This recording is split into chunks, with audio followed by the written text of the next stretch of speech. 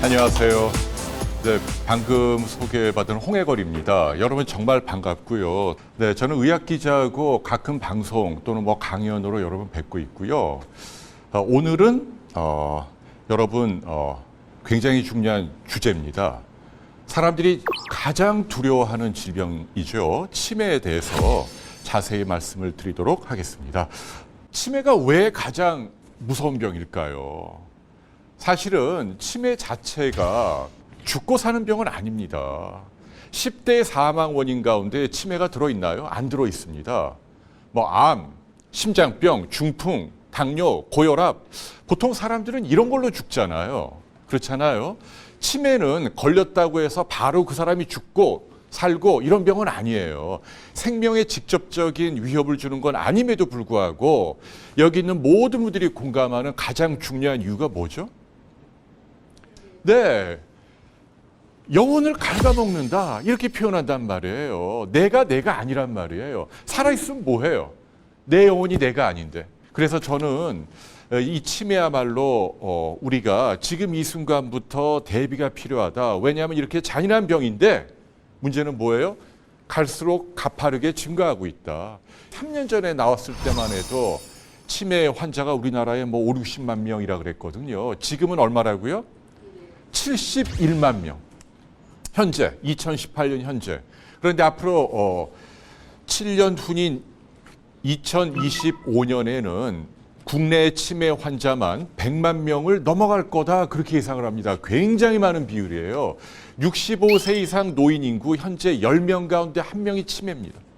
그럼 전국적으로 100만 명이면 돌보는 직계 가족까지 합치면 거의 한 4, 500만 명이 내 집안에 내 가족의 치매 환자가 있고 이들을 부양하고 이들을 돌봐야 한다.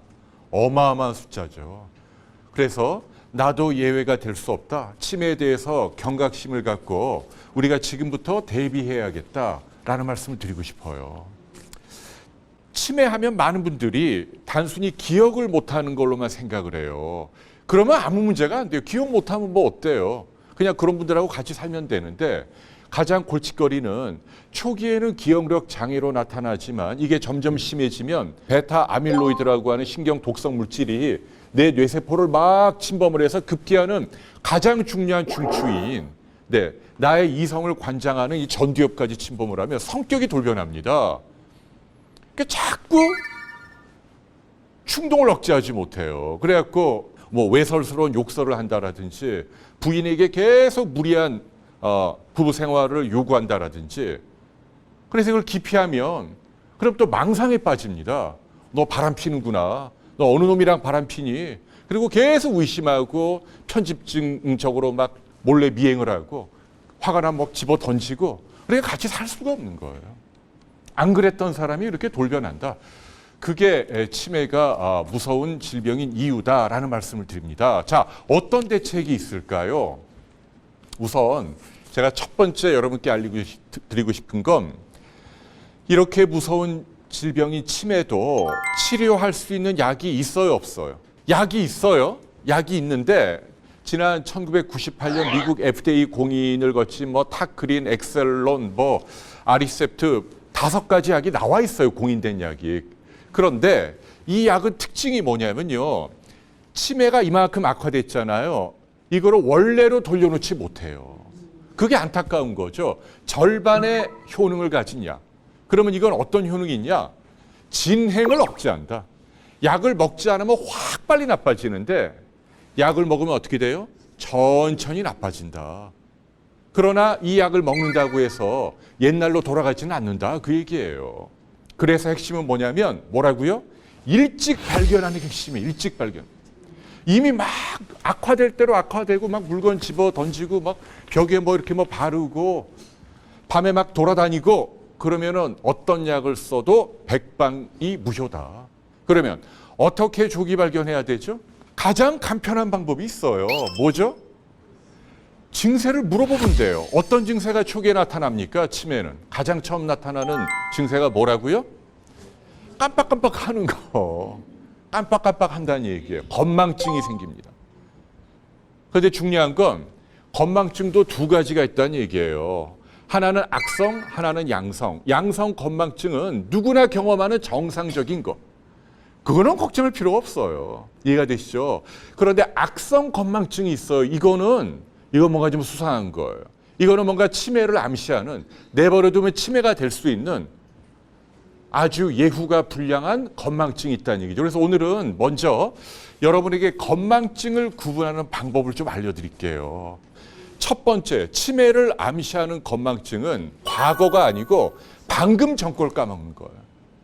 아주 심한 치매 환자도 희한한 게요. 자기가 50년 전 결혼식 날 저녁을 뭘 먹었는지 기억해요. 그러니까 옛날 거 잘 기억한다고 해서 이 사람 뭐 50년 전 거 기억하는데 치매 아니야. 이게 아닙니다. 옛날 게 중요한 게 아니라 방금 전 거.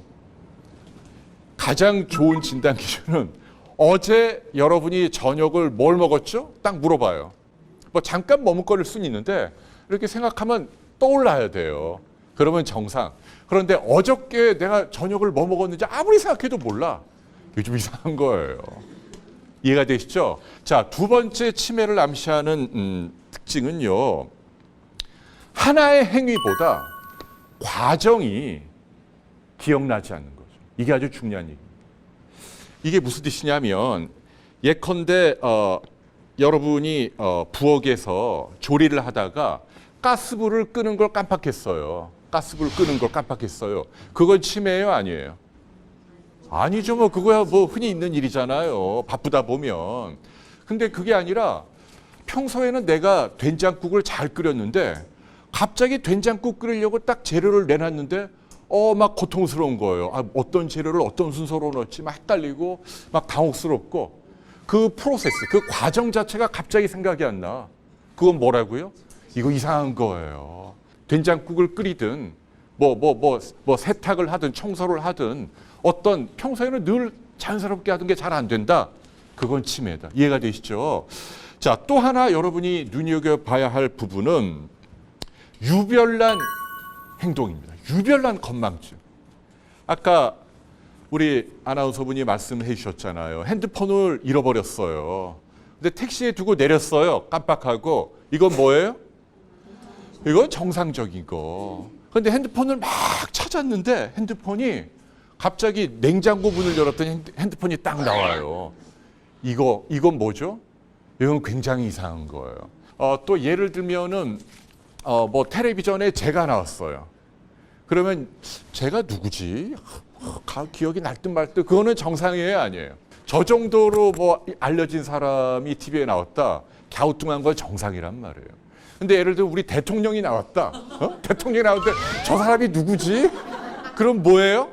그건 치매예요. 그건 이상한 거잖아. 이렇게 유별나게 이상한 거. 그거는 치매다. 이해가 되시죠? 자, 또 하나 네 번째 기준은 뭐냐면요. 누가 지적을 해주는 거예요. 정답을. 야, 너 오늘 누구 만나기로 했잖아. 바쁘다 보면 까먹을 수 있잖아. 약속을 만나기로 했. 맞아. 그러면 정상이에요. 그런데 야, 너 누구 몇 시에 만나기로 했잖아. 알려줬는데 그래도 그랬나? 그건 수상한 거다. 이해가 되시죠? 리모컨 아시죠? 리모컨. 리모컨을 이게 이름이 뭐지? 이걸 뭐 레미콘 이렇게 얘기하는 사람도 있어요. 이름 까먹어. 이거 괜찮은 거예요. 이거 정상이야. 근데 이게 뭘 하는 건지 모르면 뭐라고요? 치매예요. 이해가 되시죠? 자, 다섯 번째 마지막 건망증을 가늠하는 기준이요. 사실은 이게 아주 중요해요. 앞에 네 가지보다. 나보다 남이 더 걱정하는 건망증이 있어요. 치매의 가장 중요한 핵심은요. 병식이 없다는 거죠. 병에 대한 인식이 없어요. 내가 치매에 걸렸다라는 걱정을 잘 안 해요. 병원에 보면 선생님 나 치매인 것 같아요. 깜빡깜빡 건망증이 심해요 해서 오는 분들은 100이면 100 치매가 아니에요.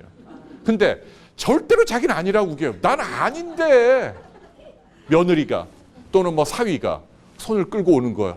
어머니 이상해요. 우리 어머니 이상합니다. 이렇게 끌고 오잖아요. 이건 뭐라고요? 치매다. 예, 남이 평가할 때 이상하다 느끼는 거, 그런 건망증, 그게 아주 위험한 거다라는 얘기죠. 그래서 유식한 말로 우리가 그걸 경도 인지장애, 가벼운 인지장애라고 하는 단계에서 발견하면, 그리고 그때 아까 말씀드린 약을 쓰면 치매로 악화되는 걸 막을 수 있다.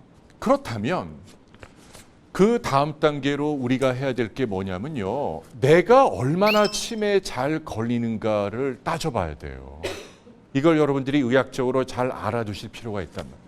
여러분들이 이제 현장에서 뭐가 치매에 나쁘대 뭐 이런 속설들이 막 돌아다니잖아요. 그러면 여러분들이 이제 제대로 지적을 해줘야 돼요. 내가 예전에 홍해골 박사가 뭐 강연하는 거 들었는데 그게 사실이 아니래. 뭐 그게 사실이래 하고 여러분들이 이제 올바로 유권 해석을 내려주시면 여러분 신뢰도가 확 올라간다. 그 얘기죠. 이제 제가 그 부분을 짚어드릴게요. 자, 예를 들면 말이에요. 나이 들어서 이렇게 뚱뚱하면 비만해지면 치매에 잘 걸릴까요? 여러분 어떻게 생각하세요? 노년기 비만. 노년기 비만은요. 치매의 위험 요인이 아닙니다. 오히려 반대예요. 나이가 드신 어르신들일수록 깡마르면 치매에 더 잘 걸립니다. 그래서 여러분들이 고객들 만나실 때 나이 들어서 과도하게 다이어트를 하면 안 돼요. 너무 살을 빼면 오히려 치매에 잘 걸리고 오히려 좀 나이 드신 분이 통통하면 덜 걸립니다. 단 중년기 비만은 어떻다고요? 상관이 있어요. 중년기라 40대와 50대, 40대, 50대 뱃살이 이렇게 나온다. 이런 분들은 확실히 치매에 잘 걸려요. 아주 희한하죠. 그러니까 중년기 비만은 안 좋은 거예요. 그러나 노년기는 비만이 상관이 없다. 여러분 이거 아주 중요한 구분 기준이니까 잘 기억하시기 바랍니다. 자, 어떤 외신을 보면 잇몸 질환이 치매를 유발한다. 그런 얘기 있어요. 잇몸 질환. 사실일까요? 아닐까요? 아니에요. 잇몸 질환 상관없어요. 네, 상관없고. 자, 어떤 외신을 보면 이렇게 알루미늄 호일이 있잖아요. 요리할 때 이렇게 그릇 안에다 이렇게 까는 거. 알루미늄 호일. 자, 이게 이렇게 녹아 들어가서 뇌에 쌓이면 치매에 걸린다. 뭐 이런 지적들이 많이 있는데 사실일까요? 아닐까요? 알려드릴게요. 아닙니다. 상관없어요. 그러니까 알루미늄 호일 걱정하지 마십시오. 이해가 되시죠? 자, 어떤 분들은 고혈압도 걱정합니다. 특히 노년기 고혈압. 치매와 관련이 있을까요? 없을까요? 여러분, 관련이 없습니다. 희한하죠? 그러니까 우리가 잘못 알고 있는 상식이라는 얘기예요. 자, 그럼 이제부터 치매와 관련이 있는 게 뭔가를 알아봐야 돼요. 나이는 어떨까요? 나이. 당연히 나이랑 관계가 있죠. 나이가 많을수록 치매가 잘 생기는 거예요. 고령일수록. 자, 성별은 어떨까요? 남자하고 여자 똑같을까요? 여자가 남자보다 2배 많이 생겨요. 아이고 어떻게 해요, 억울해서. 네. 여자가 치매에 관해서만큼은 불리하다. 이유는 잘 몰라요. 이유는. 똑같은 나이인데도 똑같은 80인데도 여자가 남자보다 2배 더 많이 걸린다. 그러니까 여성들이 더 신경을 써야 한다라는 얘기예요. 자, 항력은 어떨까요? 항력. 상관이 있어요. 이거 희한하죠? 네, 유력한 논문들을 보면 상관이 있다. 가방끈이 길수록 치매가 적게 생겨요. 어떻게 만회하면 돼요?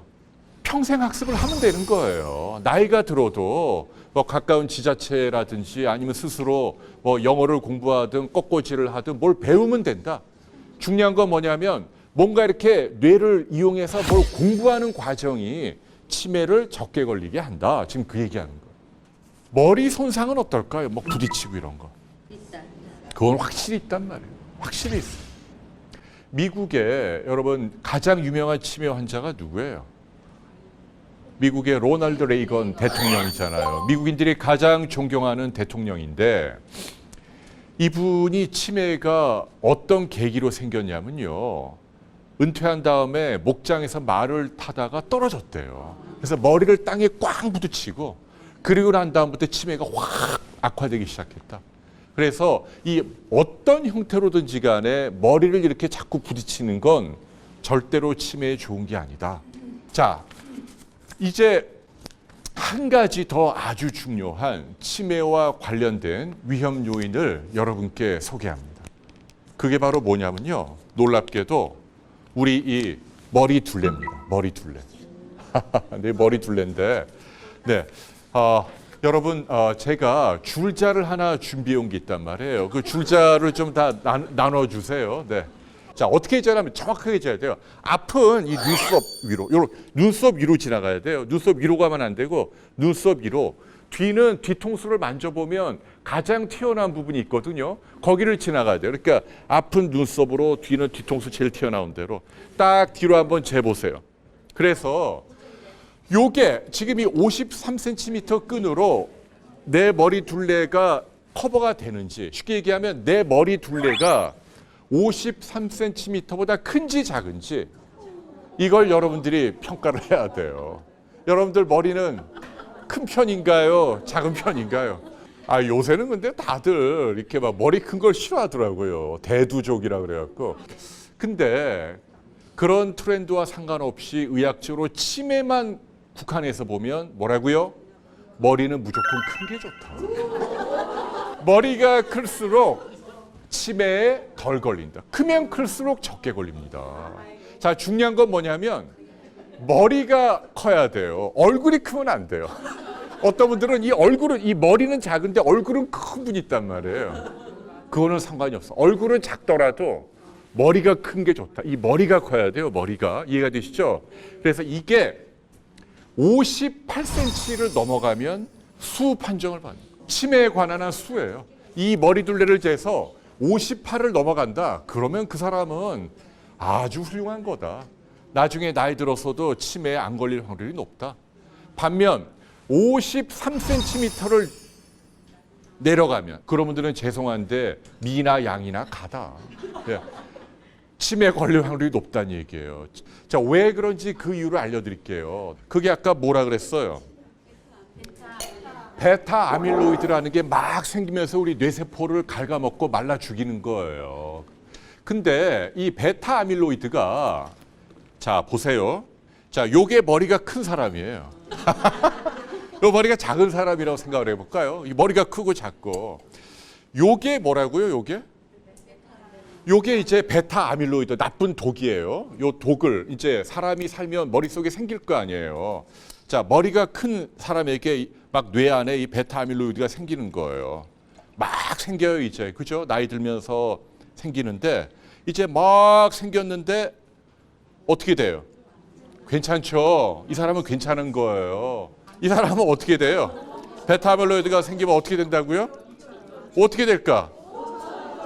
이 넘치지 뭐 이렇게. 이게 뭐라고요? 이게 치매다. 이게 치매예요. 우리가 이걸 유식한 용어로 뇌예비력이라고 말합니다. 뇌예비력이란 나의 뇌가 치매에 견디는 힘을 말하는 거예요. 그 중에 하나가 머리 둘레예요. 그래서 머리 둘레가 클수록, 머리가 큰 사람일수록 치매에 관한 한 안심해도 된다는 이야기를 드리는 거예요. 이해가 되시죠? 자, 그러면 안타깝게도 태어날 때부터 머리가 작은 분들은 어떻게 해야 돼요? 그런 분들을 위한 방법을 제가 여러분께 알려드릴게요. 자, 제가 3가지를 당부합니다. 이거 아주 중요해요. 3가지. 이 3가지만 여러분 잘 기억하시면 치매에 관한 한 여러분이 할 수 있는 최선을 다하는 겁니다. 가장 학문적으로 근거를 갖춘 믿을 만한 정설입니다. 의학 교과서에 올라가 있는 내용입니다. 첫 번째는 치매를 일으키는 가장 강력한 나쁜 놈이 있다는 얘기예요. 그게 뭐죠? 2014년 세계 치매 학회에서 대규모 연구 결과를 종합해서 발표한 건데요. 놀랍게도 치매의 가장 나쁜 게 뭐라고요? 성격이라고. 아주 희한해요. 성격. 근데 어떤 성격일까요? 제가 알려드릴게요. 냉소적인 성격. 냉소적인 성격이 치매를 일으키는 가장 강력한 위험 요인. 무려 3배나 높습니다. 늘 비관적으로 보고, 남 잘 되는 거 못 보고, 맨날 뭐 하면 삐딱한 댓글이나 달고, 다 사회 탓이야. 다 나쁜 놈들 탓이야. 나는 뭐 이렇게 냉소적인 사람들. 세상을 긍정하지 못하고 늘 부정적인 사람들, 그런 사람들이 치매에 가장 잘 걸린다. 이건 입증된 팩트예요. 사실이에요. 여러분의 성격을 개조하십시오. 냉소적인 성격이 몇 년 후 보니까 치매에 압도적으로 많이 걸리더라. 그 이야기를 여러분 기억하십시오. 자, 이제 2번째 이야기를 알려드립니다. 먹는 얘기 좀 해야 돼요. 먹는 얘기. 먹는 얘기 아주 중요하죠. 오늘날 많은 학자들이 치매를 예방하는 데 가장 중요한 두 가지를 꼽는다면 다음 두 가지입니다. 그게 뭐냐면 첫 번째, 콜린이라는 물질이에요. 콜린 들어보셨나요? 네, 여러분 의학 상식으로 하나 알아두십시오. 네, 콜린이라는 물질이 있어요. 영양소예요. 인지질, 네, 일종의 기름인데 얘네가 이렇게 들어오면 우리 위장에서 이렇게 흡수가 되면 우리 뇌로 가서 신경하고 신경세포 사이를 연결하는 이른바 신경 전달 물질이라는 게 있어요. 걔네들의 원료 물질이 돼요. 아까 제가 치매는 어떤 병이다? 베타 아밀로이드 같은 독성 물질 때문에 내 세포가 말라 죽는 거 아니에요. 그러면 어떻게 이길 수 있죠? 세포는 죽은 거 살릴 수가 없어요. 어떤 방법으로도. 그러면 어떻게 해야 되냐면 남아있는 세포들끼리 연결을 평소보다 더 긴밀하게 하면 그럼 우리가 뭐 공부를 하거나 사회생활하는 데 지장이 없다는 얘기예요. 이 남아있는 세포들끼리 막 주고받는 물질이 아세틸콜린이라는 신경 전달 물질이에요. 얘네들을 왕성하게 분비해야만 우리가 긴밀한 신호 전달을 통해서 정신 기능을 유지할 수 있는데 그 아세틸콜린의 원료 물질이 뭐라고요? 콜린이라는 물질이다. 콜린을 많이 먹으면 뇌 건강이 올라가고 실제로 기억력도 올라간다. 검증된 얘기예요. 그러면 이제부터 콜린이 어디에 많이 들어있는가를 알아야죠. 그죠? 제가 알려드릴게요. 100g당 하루에 480mg 굉장히 많이 들어있는 물질이 있어요. 콜린의 왕이라고 하는 건데 그게 뭐죠? 제가 알려드릴게요. 메추라기아래요. 이 메추라기알의 재발견이에요. 예, 메추라기알의 노른자 안에 콜린이 왕창 들어있더라. 그래서 저희 집사람이 이거 계산을 해보니까 딱 나왔어요. 하루에 메추라기알 작은 걸 8알만 먹으면 된다.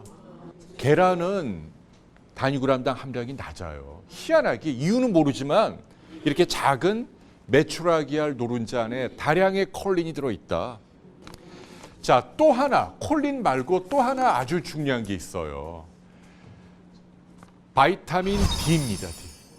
아까 말씀드린 콜린은 역할이 뭐라고요? 살아남은 뇌세포들끼리 이렇게 긴밀하게 연결하도록, 그죠? 원료 물질이 된다. 비타민 D는 어떤 역할을 하냐면요. 뇌세포를 갉아먹는 독성 물질이죠. 치매를 일으키는 베타 아밀로이드라는 독성 물질을 공격하는. 그러니까 얘네가 뇌세포를 막 죽이려고 할 때 같이 맞서서 싸우는 역할을 비타민 D가 한다. A도 아니고 B도 아니고 C도 아니고 D를 주목하십시오. 비타민의 왕입니다. 우리 면역을 높이고 암을 떨어뜨리고 나아가서는 오늘 주제인 치매도 억제하는 효능이 있다. 칼슘 흡수도 도와주고 뼈도 튼튼하게 하고 굉장히 다양한 기능을 갖고 있는 게 바이타민 D예요. D는 몸에서 만들어요, 못 만들어요? 만들어요. 햇빛. 만들죠. 햇볕으로. 햇볕으로 피부에서 만들잖아요, D는. 그래서 몸에서 만들 수 있는데 중요한 건 여러분들이 하루에 햇볕 얼마나 노출하죠? 얼굴 내밉니까?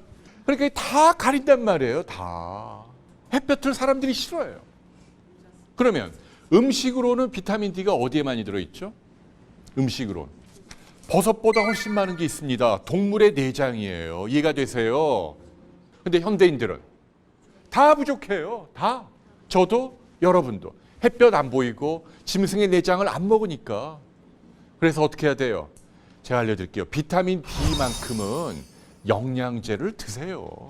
저는 그 얘기를 하는 거예요. 하루에 작은 알약 하나 영양제. 이거 모양만 약이지 내용은 식품이란 말이에요. 의사 처방 없이 누구나 먹을 수 있어요. 이 이야기를 여러분들이 꼭 기억하시기 바랍니다. 이해가 되시죠?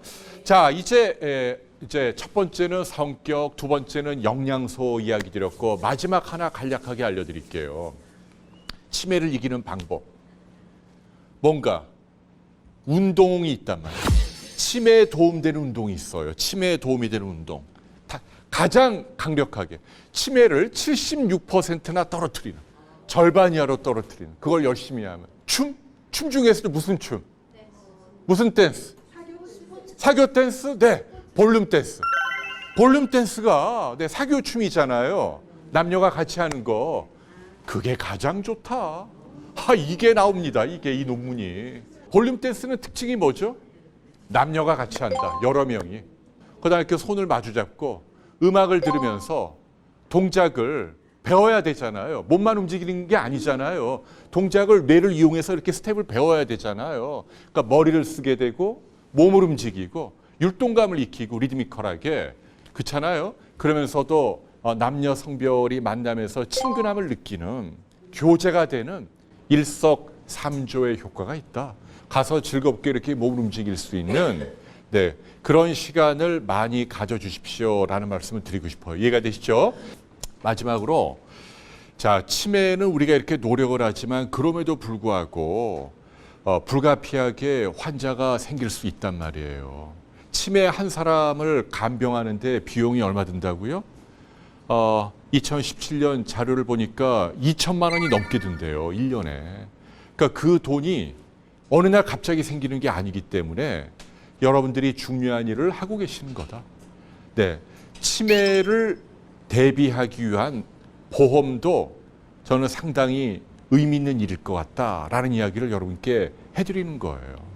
그리고 치매가 이미 생긴 분들, 제가 지금 드린 노력에도 불구하고 이미 질병이 생긴 분들은 사실은 병원의 의사가 뭐 약을 주고 치료하는 것보다도 오히려 요양이라는 개념이 더 중요하다. 그러니까 트리트먼트가 아니라 케어가 더 필요하다. 이제 그런 분들을 위해서 사실은 현실적으로 이미 환자가 된 분들은 요양병원 선택이 아주 현실적인 문제다. 전국에 요양병원들이 많잖아요. 그런데 이게 많이 난립해 있고 엉터리도 많고 좋은 데도 있고 옥석을 가려야 한다라는 이야기죠. 근데 너무나 고맙게도 여러분이 계시는 이 한화생명이 전문가들이 모여서 전국의 요양병원을 자체적으로 이렇게 쭉 리뷰를 했다. 그래갖고 책자로 나온 게 있더라고요. 근데 상당히 내용이 튼실하고 객관적으로 믿음이 가기 때문에 혹시 여러분들 고객이나 여러분 지인 가운데 치매로 고생하는 분이 있다고 한다면 그 책자를 권유하시는 것도 굉장히 현실적으로 도움이 되겠다. 좋은 요양병원을 찾는데 가이드라인이 된다라는 말씀을 드리고 싶어요. 이해가 되시죠? 네, 오늘 치매에 대한 이야기 드렸고요. 여러분 두려워만 하지 마시고 제가 말씀드린 방법들을 잘 실천하시면 우리가 훌륭히 극복할 수 있다라는 말씀을 드립니다. 고맙습니다. 감사합니다. 감사합니다. 감사합니다. 감사합니다.